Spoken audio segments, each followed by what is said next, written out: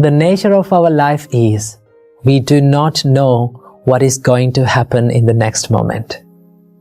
Life is unpredictable. Life is mysterious, and that is what makes the life more and more interesting. No matter how good you are, no matter how talented you are, there are some times, and there will be some times, that things won't go in your way. Life will give you hard kicks. Life will give you tough lessons. I know in those times, we all feel like giving up. We all feel like quitting what we are doing. But you have to remember one thing. Everything that is in life is impermanent. Nothing is permanent. Not even your pains, not even your problems, not even the troubles that you go through today. It is going to change one day. Keep that in your mind and believe in it. This is to everyone who is going through tough times in your life. Please, do not ever quit. Don't give up. Because the pain you go through today, the troubles you face today, the problems you face today is just a chapter in your life story. It's just a page in your life story. It's not your whole life story. Remember this. If you were to tell your life story in front of thousands and thousands of people after one day you become successful, if you were to tell a nice and a simple and a soft story, no one will be inspired with that story. The more you face troubles, the more you face problems in your life, the more tough your life becomes, your life story will be more interesting. And one day, your life story can be a survival guide for someone's in out there. Remember this. So whenever you're feeling down, whenever you're feeling like giving up, whenever you face problems, I need one thing for you to do. Go out and help someone. This is not something that you hear oftenly. Go out and help someone when they feel down. Okay? Give a helping hand to someone when they are feeling troubles and when they go through tough times in your life. Because you have to believe that what you give is what you get. Right? Even though you are going through tough times in your life, you must be willing to help others because that gives the happiness. Right? The more you face troubles, you can understand how others feels like it to go through tough times. Okay? So when you feel down, always try to help someone. I know how it feels like to constantly fail, and I know how it feels like to constantly fall and be unsuccessful because I have been through that situation. Okay? So help someone, help people, right? And also do not ever give up. Sometimes you have to be patient because things get time to work out. Okay? Things take times to get better. Okay? Remember, great things take time to be successful. Okay? Do not believe in quick and instant results because we are so used to this instant world. Because in this instant world, we need everything instant. Okay? This world is built up to give you everything instantly. The outer sources, when you log on to social media, it comes instantly. You can take something instantly. You can know about something instantly. You can download something instantly. But in real life situations, things are not instant. It takes time. Successfulness takes time, right? Happiness, it takes time. Peacefulness takes time. Relationships to build up, it takes time. Nothing is instant in real life. You have to wait. You have to be patient. So, in those times, we feel anxious and worried, right? We feel stressed. But remember, when you feel stressed, when you're tired, it is okay to rest. But it is not okay to quit. Because as long as we live, as long as we survive on this earth, as long as we have our lives, we can have a chance to be successful. We can be better at what we are doing. So this is to everyone who is going through tough times in your life. Believe that one day you're going to be happy. One day, you're going to be proud about yourself if you focus on yourself and if you work on yourself. So keep in your mind, no matter how tough the situation is, never ever give up. Keep moving forward. Namo Buddhaya. Namo Buddhaya. Welcome to another video. Do you know how amazing your mind can serve for you if you know how to control and master your thoughts? And that is why they say that mind is the best servant if you know how to master your thoughts, right? But if you let your mind to become your master, you will end up nothing but as a slave of it. So how can we control our mind? How can we deal with these negative thoughts? Now, so many people think that they can remove a negative thought and plant a positive thought inside it. But in reality, you will never be able to remove a thought from your mind by force, right? Go ahead and do it, right? You will never be able to do that. The more you try, the more you use the force to remove a thought or forget it, the more it will come back to you and haunt you. So in this video, I'm going to be sharing with you a simple and a practical way to use the energy of that negative thought to drive it into a more positive state of our mind by simply asking these 5 questions from yourself, right? These questions will help you to come into this present moment, and it will encourage you to cultivate more wholesome qualities and wholesome thoughts inside your mind. Okay? But before starting, I have to remember none of these practices and none of these things are easy. But with the time, if you keep on practicing it, right? If you stick into the process and if you keep on doing it, it will be very easy for you to do that. Okay? And once you become used to it, and once you get used to that, it is very easy to deal with negative thoughts in your mind, and it is very easy to control your mind. So let's dive in. The first question that you have to ask from yourself is, what are the thoughts that keep me away from peace? What are the thoughts that steal my peacefulness inside me?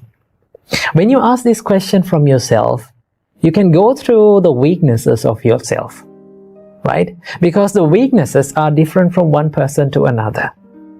For someone, the thought that steals their peacefulness is the anger.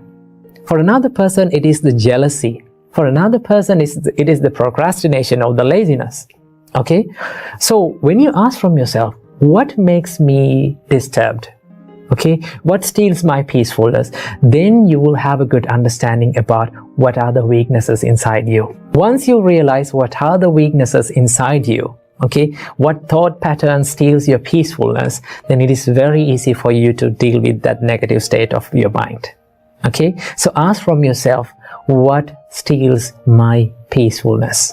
And have a good understanding about it. The second question that you can ask from yourself is, what am I thinking right now? This is one of the best questions that you can ask from yourself to bring your mind to this current and present moment. Okay? To have a good understanding about the current situation of your mind. Because most of the time, our mind lives in either it is in past or it is in the future. It is hardly our mind lives in this present moment. So once you ask this question, what am I thinking now? Ask this question as much as possible from yourself. What am I thinking now? What am I doing now? When you ask from yourself that, it comes, your awareness comes into this present moment. Okay? Because most of the time, our awareness travels from one arena to another. Maybe it is in the past, maybe it is in the future. It hardly comes to this present moment. Once you come into this present moment, it is very easy for you to solve the problem because you know what is going inside. Okay?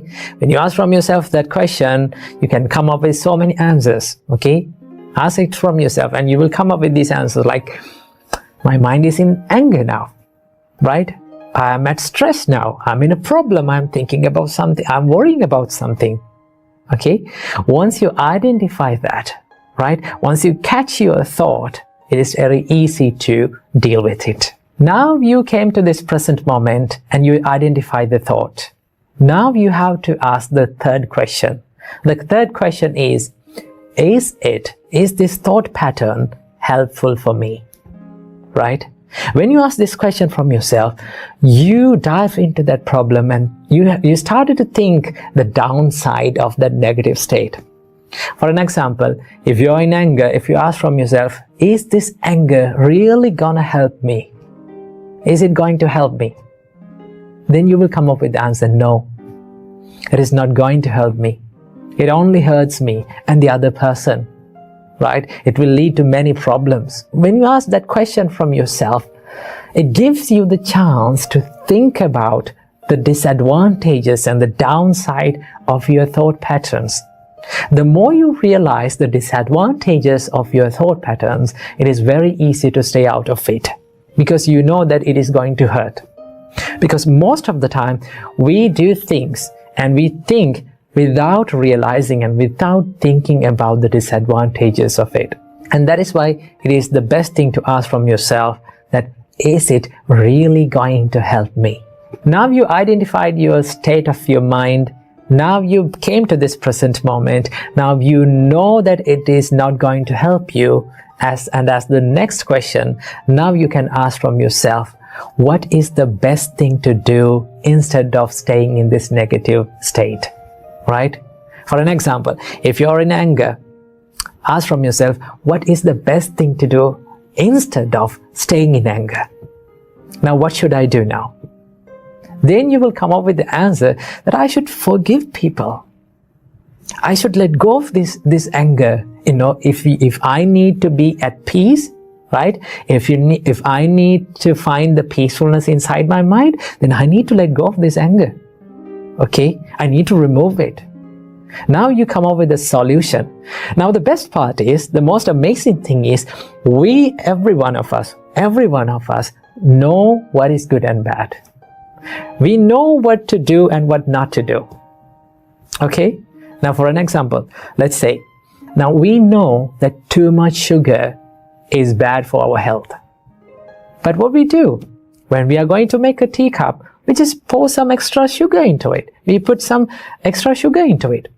We know it is bad, right? Without considering about it is bad, we do it.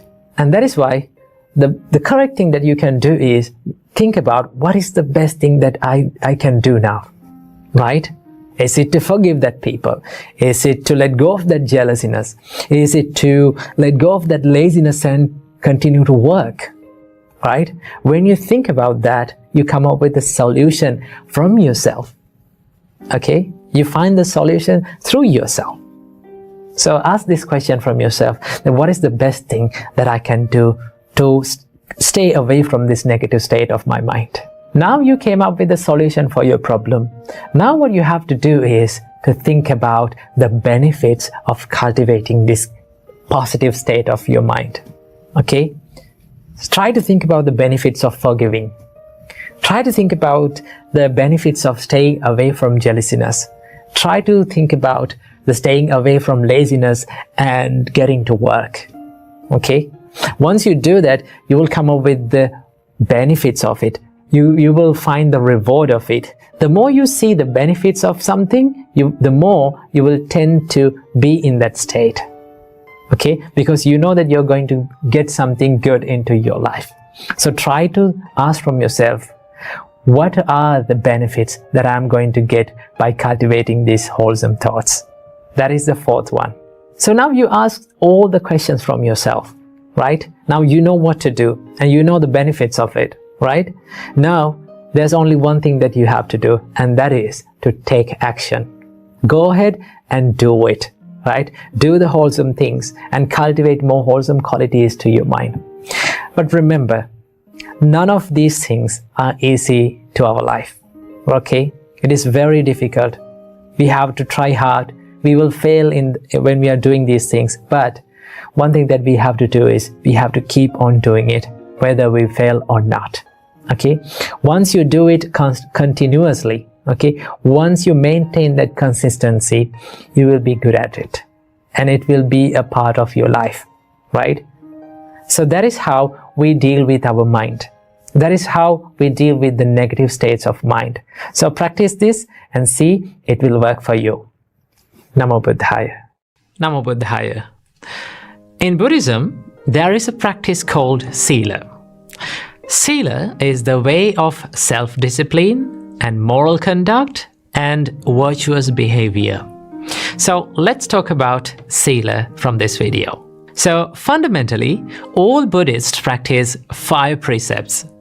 These 5 precepts are abstaining from killing beings, abstaining from stealing, abstaining from sexual misconduct, abstaining from telling lies, and abstaining from using intoxicating drinks and drugs. So these are the 5 precepts that all laymen and laywomen practice. And on Poya days or full moon Poya days and full moon days, which is a special day for all Buddhists, they practice 8 precepts. And for a novice monk or a junior monk, they get 10 precepts to practice. And for a senior monk or a higher ordained monk, they have 227 precepts to practice. So a lot of disciplinary codes and a lot of precepts and a lot of, you might think, a lot of rules, right? This is a complaint that most of the time that I hear from people who are new to Buddhism. They say, oh, there are a lot of rules, there are a lot of disciplinary codes, and there are a lot of restrictions. It kind of steals my freedom. But here's the thing. Buddhist precepts are not meant to be rules. They are not rules. They are self-disciplinary virtues that Buddha introduced to practice to keep the mind out of regret and to keep the mind more wholesome, to bring the mind to a more wholesome state. So why did Buddha introduce this practice as a sila or a disciplinary, these virtues or moral conducts or precepts? Why did he do that?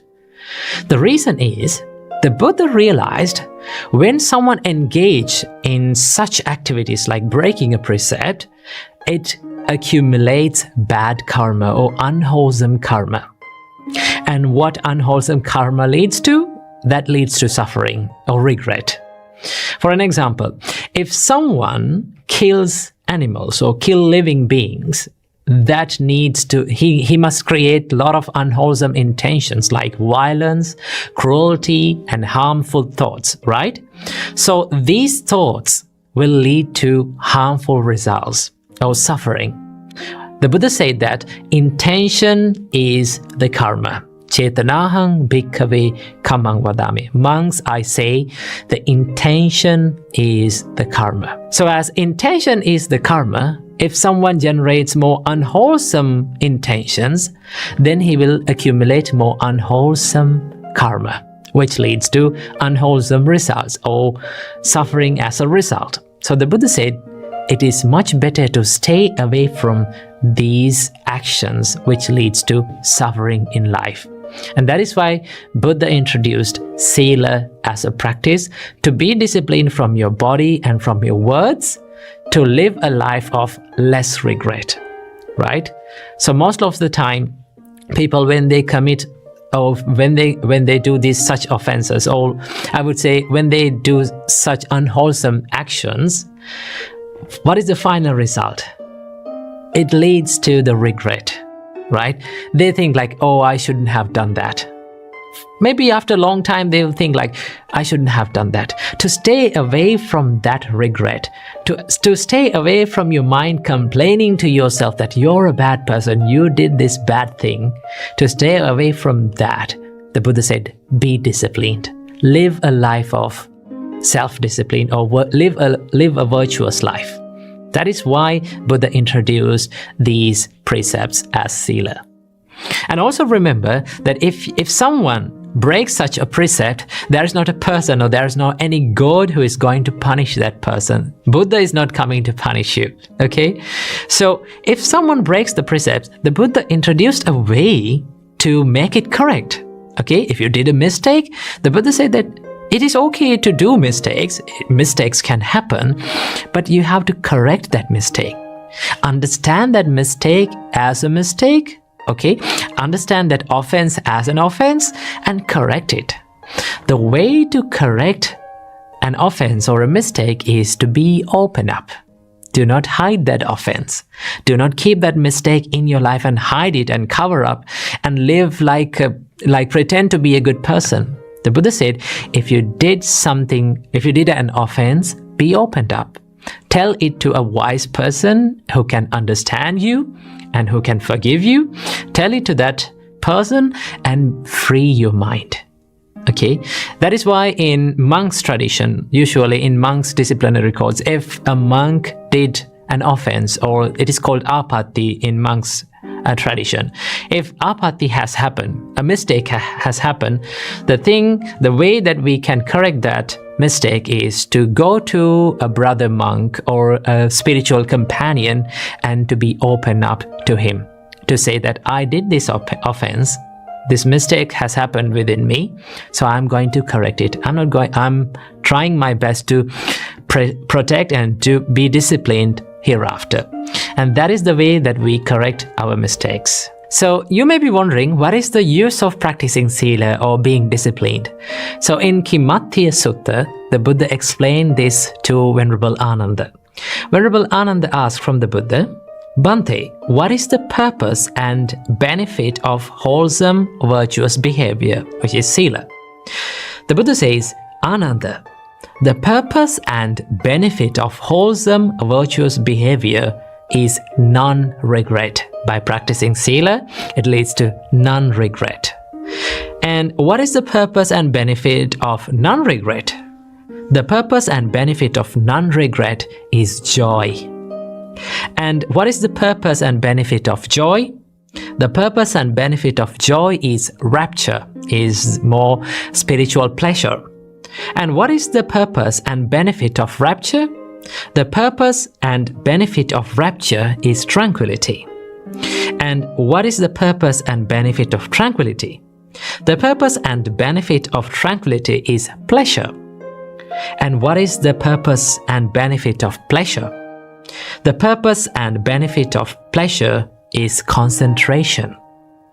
And what is the purpose and benefit of concentration? The purpose and benefit of concentration is the knowledge and vision of things as they are, the realization of reality. And what, Bhante, is purpose and benefit of the knowledge and vision of the things as they are? The purpose and benefit of knowledge and vision of things as they are is disenchantment and dispassion. And what is the purpose and benefit of disenchantment and dispassion? The purpose and benefit of disenchantment and dispassion is the knowledge and vision of liberation. So the whole practice, whole steps leads to the liberation. So one must practice the Buddhist precepts to find the liberation, which we call vimukti in Buddhist tradition. So being disciplined, it will make you liberate. So someone can think being disciplined and having these disciplinary codes will lead to like restricted life, more difficult life, more boring life. Someone can say, usually people say that, oh, monks' life is so boring. They have a lot of things to, like a lot of restrictions and a lot of rules to practice. It is difficult, it is boring. Actually, the monk's life is so interesting and more enjoyable and more happy, because so many things, like you haven't tried this. That is why some people think that this is boring. But this is one life that one can enjoy very much, and which is very peaceful. So always remember, by being disciplined, you can free your mind. And that is why we believe that discipline leads to the freedom. So that is why in Buddhism, it is practiced the sila, or the self-discipline. So this is a little information about sila, or the practice of self-discipline in Buddhism. So I hope you got some idea about this. So let's meet in the next video. Namo Buddhaya.